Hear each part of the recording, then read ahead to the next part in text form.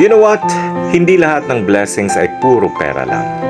Ang problema kasi natin, kapag sinabing blessing, pera agad ang nasa utak natin.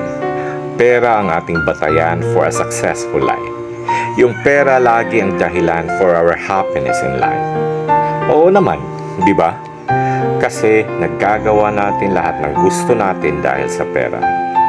Pero alam mo, magkaiba ang happiness at ang joy. Kasi ang happiness always requires happiness para magiging happy ka. Like for example, inaantay mo lagi ang sweldo para may pera ka. Kumain, bumili ng gusto mo, makagala kasama ang kaibigan at uminom. And after that, mag-aantay ka na naman sa susunod na sweldo kasi ubos na ang pera mo.